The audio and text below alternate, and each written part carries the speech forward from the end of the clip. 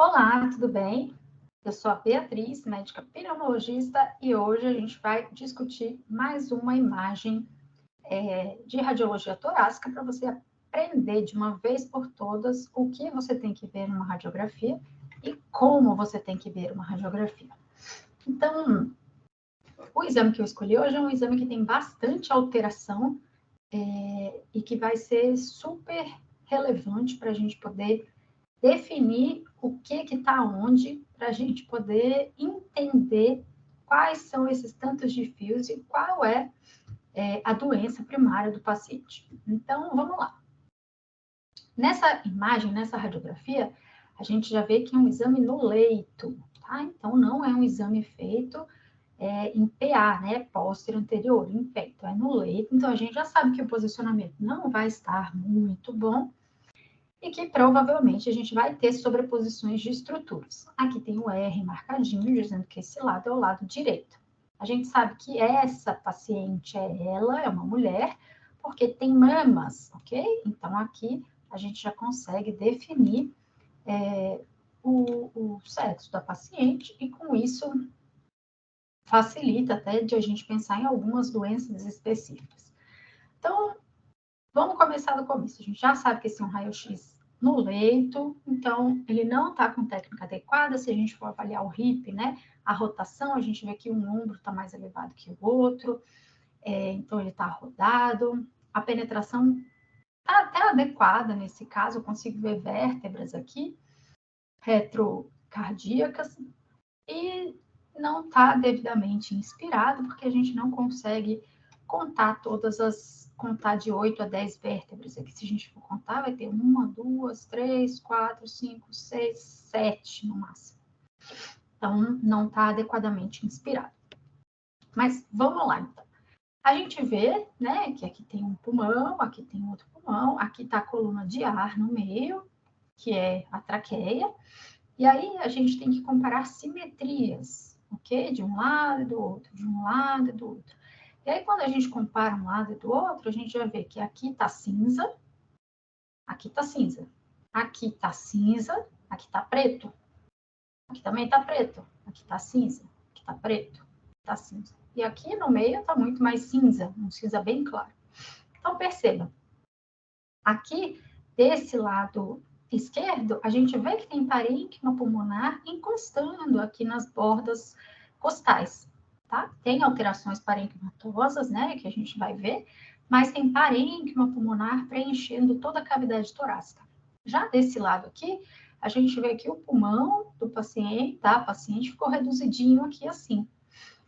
Então, a gente vê que está sobrando todo esse espaço aqui. Isso significa que tem um pneumotórax, tá bom? Então, a gente tem ar fora do pulmão. Isso é um pneumotórax. Além disso, perceba, esse diafragma aqui, ele está redondinho, do jeito que tem que ser, né? Com o seio costofrênico aqui profundo, tudo direitinho. Esse diafragma do lado direito, você vê que ele está retificado e mais baixo que o esquerdo. Habitualmente, o seu diafragma esquerdo é mais baixo que o direito. Nessa situação aqui, a gente vê que está o contrário. Por quê? Porque esse pneumotórax aqui está empurrando o ar está empurrando todos os espaços da caixa torácica. Só que como aqui na caixa torácica, né, a gente tem as costelas, isso não vai expandir. Mas aqui, quando empurra para o diafragma, ele retifica e tende a descer. A gente vê também que tende a empurrar o mediastino para o outro lado, tá bom? E isso acaba fazendo com que aqui a gente veja que tem o desvio do mediastino para o lado oposto. Então, isso aqui, na verdade, é um pneumotórax, e a gente vê que já tem esse rebaixamento diafragmático, já tem desvio do mediastino. Então, a gente tem que suspeitar que isso aqui é um pneumotórax hipertensivo, especialmente se a paciente tiver hipotensa, né, com valores pressóricos de pressão sistólica e diastólica bem próximos, com bolhas abafadas, taquipneica, taquicárdica. Então, isso tudo mostra que esse pneumotórax está evoluindo mal e que você precisa drenar isso aqui rapidamente para evitar que o paciente evolua muito mal, inclusive para óbito. Então, a nossa alteração maior aqui dessa radiografia, a gente vê que é o pneumotórax do lado direito. Mas a gente tem diversas outras alterações.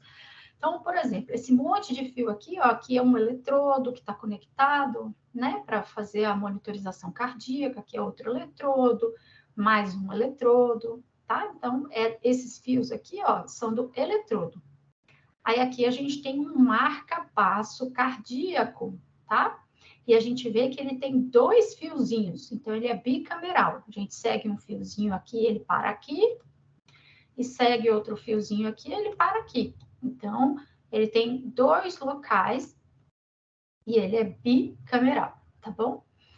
Então, esses daqui são os fiozinhos do marca-passo.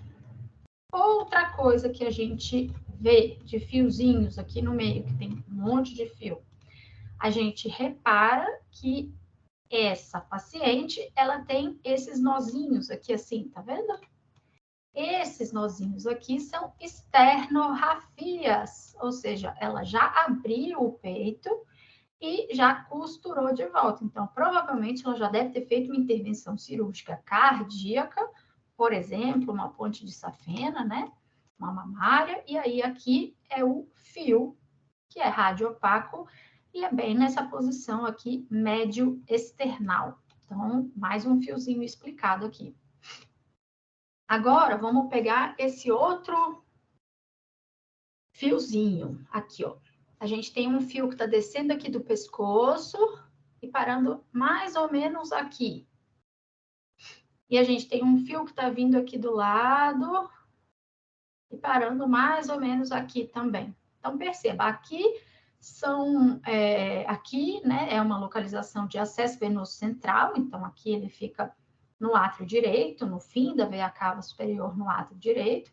Esse aqui, provavelmente, né, pela localização, foi pego em jugular.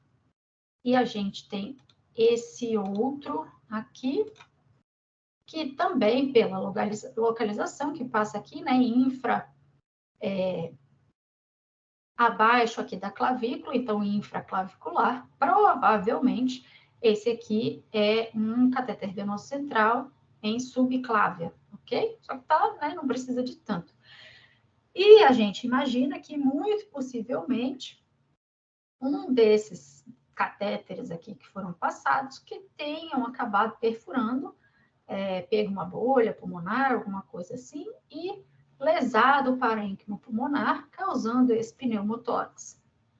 Além disso, por fim, a gente consegue ver aqui que essa paciente está intubada. Eu vou desenhar aqui a linha, tá? Então, a gente tem a nossa coluna de ar aqui, e aí a gente consegue ver essa risquinha que para bem aqui onde eu estou mostrando.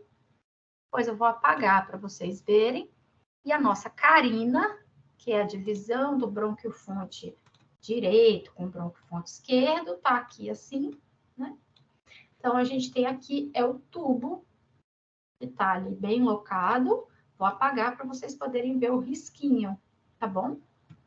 Então, perceba, a gente tem diversas alterações nesse raio-x. Obviamente, o pneumotórax é bem importante aqui. A gente também tem, do outro lado, alterações parenquimatosas alveolares. Como é que eu sei disso? Porque aqui, ó, eu consigo ver um broncograma aéreo. Tá vendo essa faixinha preta bem aqui, ó, que tá em volta do meu azulzinho? Isso aqui é um broncograma aéreo. Aqui também. Então, quando eu vejo broncograma aéreo, eu sei que o ao redor está consolidado e esse traço preto que eu vejo aqui no meio é o meu brônquio que não está com secreção, então por isso que ele fica pretinho ao redor do branco. Então, essa paciente aqui tem uma situação grave, né, com broncogramas aéreos, então provável pneumonia aqui à esquerda, e agora um pneumotórax à direita. A gente não consegue avaliar o parênquima pulmonar à direita dela, mas já é uma paciente cardiopata, porque usa marca-passo, porque tem uns sinais de esternotomia prévias. Então, assim, é uma paciente bastante com muitas comorbidades e que faz com que a gente fique muito alerta, certo?